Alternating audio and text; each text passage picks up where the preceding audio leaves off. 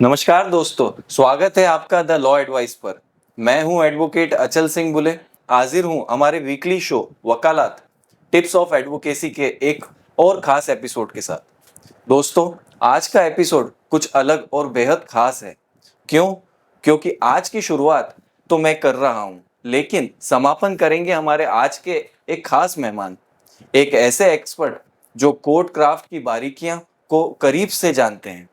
तो चलिए सबसे पहले आपको थोड़ा सा बता दूं कि आज हम किस विषय पर बात करने वाले हैं। कोर्ट क्राफ्ट यानी वकालत की असली कला।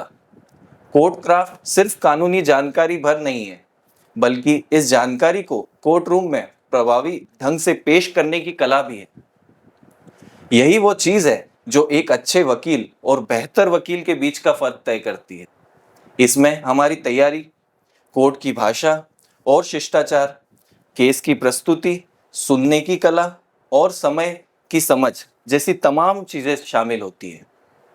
कोर्ट में सिर्फ मौजूद होना, केस दाखिल करना और बहस करना ही सब कुछ नहीं होता।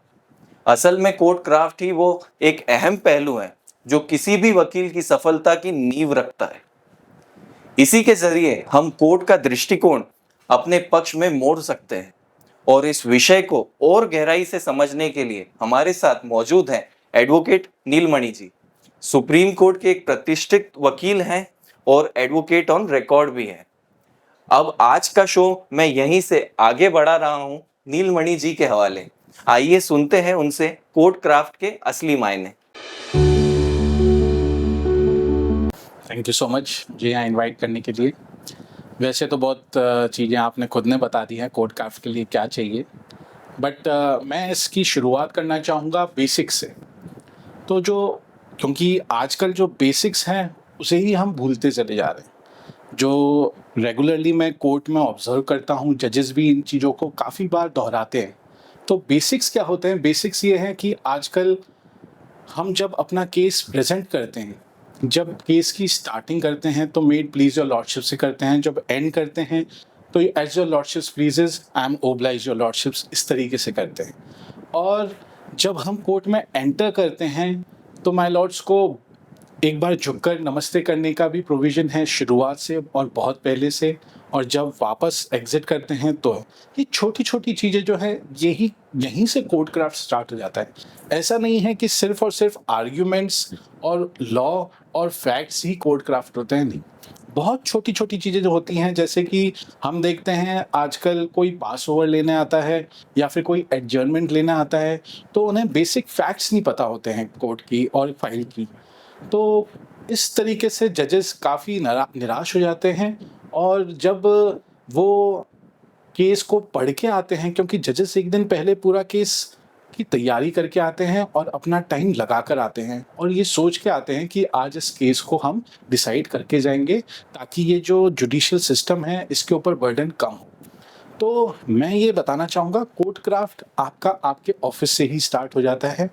जब आपको ये पता है कि कल आप इस केस में अपीयर किसी भी तरीके से, इनफैक्ट पास ओवर या फिर एडजर्नमेंट के लिए अपीयर हो सकते हैं, तो आपको उस कंप्लीट फाइल को एनालाइज कर लेना चाहिए कि आप ही को उसमें अपीयर होना है।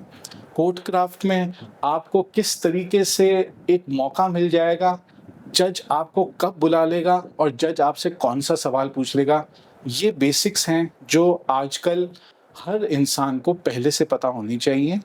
और मैं तो कहूँगा बेसिक्स में ये भी आता है कि आप किस तरीके से जज को और कोर्ट को एनालाइज करते हैं, क्या टेम्परामेंट है, किस तरीके की बेंच है, नेचर, जो बेंच का नेचर होता है उसको एनालाइज करना आना चाहिए आपको। अभी क्या पेस चल रहा है कोर्ट का, किस तरीके से कोर्ट डिसाइड कर रही है मैटर, और जज किस तरीके से फैसले ले रहा है। जज को ज़्यादा फैक्ट सुनने में अभी महत्वता नज़र आ रही है, या फिर वो सिर्फ़ और सिर्फ़ आपसे पॉइंट लेना चाहता है कि मुझे सिर्फ़ इस बात की या फिर इस केस का मेन पॉइंट बताओ। तो आपको प्रिसाइज़ करके सबसे अपनी बात जो केस में है, सबसे महत्वपूर्ण बात सबसे पहले रखनी है। और सबसे बड़ी बात जो ये है कि महत्वपूर्ण बात इतनी सही होनी चाहिए, अटीक होनी चाहिए कि उसमें कुछ गड़बड़ नहीं होनी चाहिए, जो जज आपके ऊपर रिलाई करके आपकी बात को समझ के बहुत जल्दी फैसला ले सके। इसमें आप कोर्ट का, जजेस का और जुडिशियल सिस्टम का एकदम तरीके से, जो कहते हैं हम कि आप न्याय करने के लिए उनके साथ में अपना पूरा का पूरा जितना भी मेहनत है वो दे रहे हैं।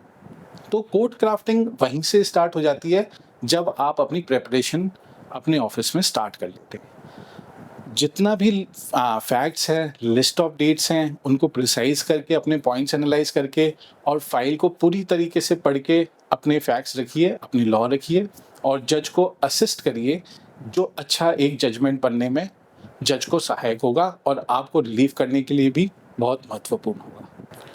और नेक्स्ट स्टेप कोड क्राफ्ट में ये बताना चाहूँगा कि आपका मेन फोकस इस चीज़ पर होना चाहिए कि आप कोर्ट से मैक्सिमम रिलीफ कैसे ले सकें।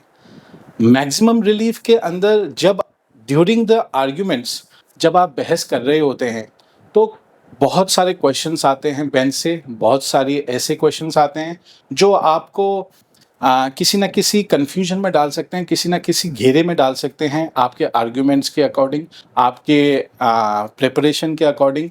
बट उस सिचुएशन में आपको ये सोचना है कि अब मैं मैक्सिमम रिलीफ, जैसे कि मैंने अभी हाल ही में एक केस देखा था जिसमें कि कोर्ट बिल्कुल ये बोल चुकी थी कि नहीं, हम आपके साथ नहीं हैं, अगर आपको रिलीफ चाहिए तो हम ये दे सकते हैं। कि एक बेल का केस था, उसके अंदर कैंसिलेशन ऑफ बेल में सुप्रीम कोर्ट के अंदर एसएलपी फाइल हुई थी और कैंसिलेशन ऑफ बेल के अंदर पिटिशनर के वकील जो हैं वो आर्ग्यू करे जा रहे थे कि नहीं, इसमें बेल नहीं मिलनी चाहिए, नहीं मिलनी चाहिए।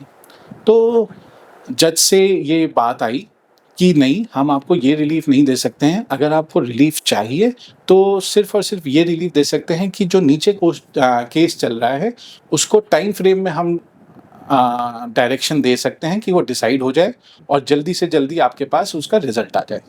बट पिटिशनर के वकील ये बात को नज़रअंदाज कर गए, उन्होंने ये बात को, जज की बात को कहा और अनसुनी कर दिया। फिर भी वो अपने केस को आगे बढ़ाते रहे और प्रेजेंट करते रहे, जिससे कि वो केस डिसमिस हो गया। इस तरीके के सिचुएशन में आपको कोर्ट का टेम्परामेंट समझ में आ जाना चाहिए कि कोर्ट आपके साथ नहीं है और जो रिलीफ आपको उस वक्त मिल रहा था वो रिलीफ ले लेना चाहिए। अदरवाइज जो रिलीफ आपके हक में आ सकता था, आपको थोड़ा बहुत जो मिल सकता था, वो भी हाथ से चला जाता है। और जो नेक्स्ट बात है वो मैं पॉइंट रखना चाहूँगा, फेयर एंड रीजनेबल। आपको हमेशा अपने फैक्ट्स और जो बात अपने अगेंस्ट में है फेयरली आगे बढ़ के कोर्ट को बता देना चाहिए। मैंने बहुत केसेस में ऐसा देखा है जिसमें बहुत डिले होती है या फिर कुछ ऐसे पॉइंट्स होते हैं जो आपके अगेंस्ट में होते हैं, उन्हें फर्स्ट एंड फॉरमोस्ट आप कोर्ट को बता दीजिए, ये पॉइंट्स मेरे फेवर में हैं, ये पॉइंट्स मेरे अगेंस्ट में हैं, लेकिन जो मेरे फेवर में पॉइंट्स हैं मैं उनके ऊपर अपना केस रखना चाहता हूँ।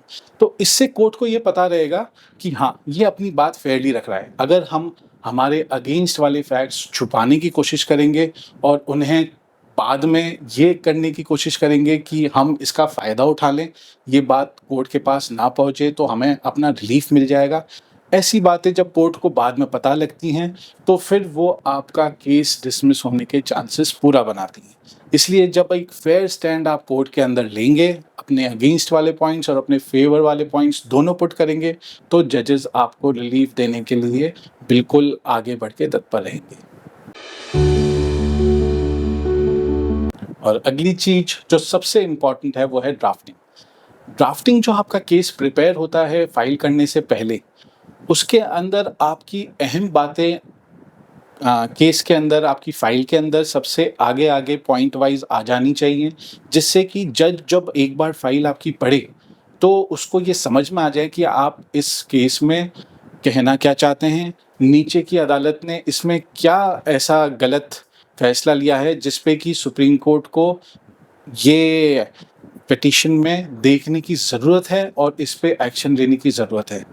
अगर वो पहली बातें कोर्ट को कन्विंस कर जाएंगी तो ड्राफ्टिंग एक ऐसा जादू करेगा आपके केस के ऊपर कि without any putting pressure on arguments आपका केस वैसे ही जज पढ़ के उन पे फैसला सुनाने के लिए और उन पर एक्शन लेने के लिए हमेशा तत्पर रहेंगे।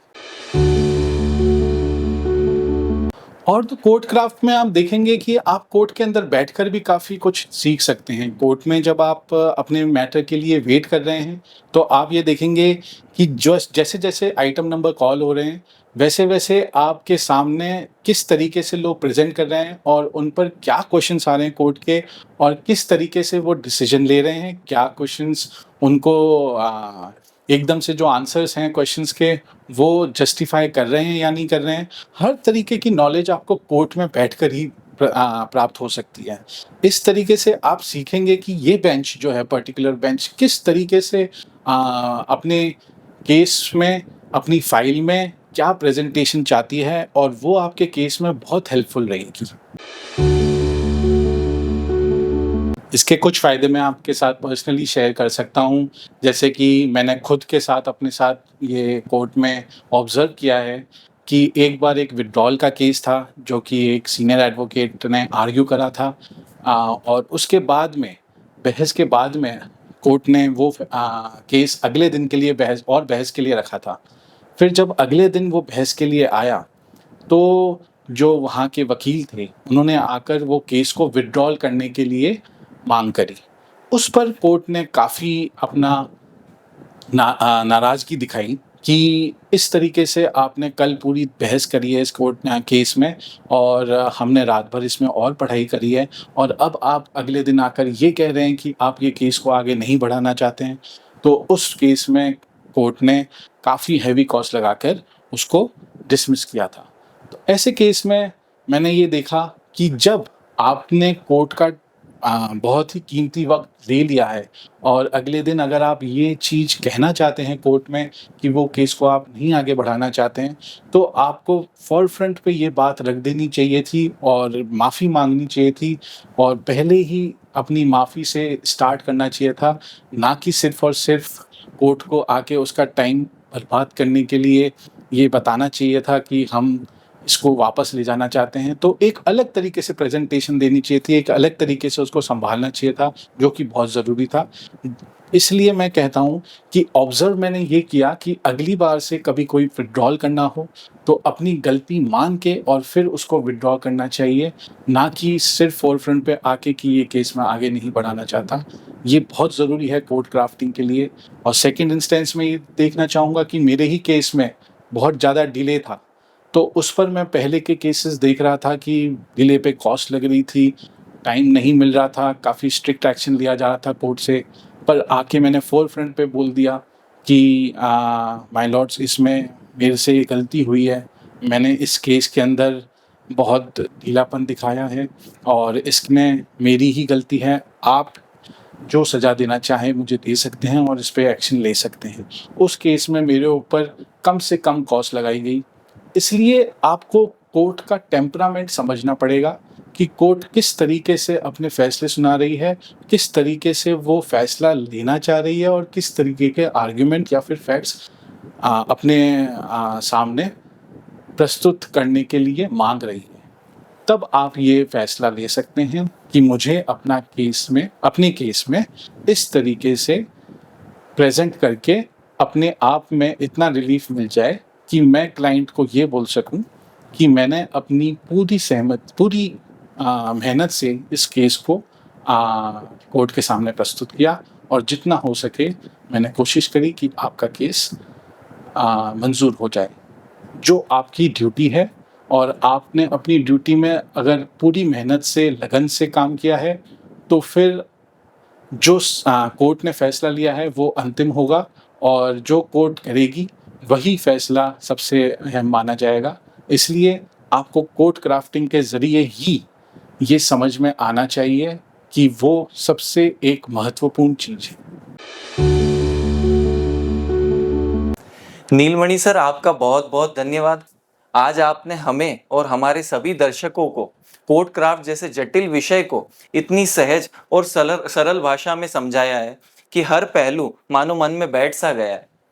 आपने न सिर्फ हर बारीकी को विस्तार से बताया, बल्कि उसे इस तरह से प्रस्तुत किया कि अब हमारे दर्शक आपकी दी गई टिप्स और टेक्निक को अपनाकर अपनी वकालत को नई ऊंचाई तक ले जा सकते हैं।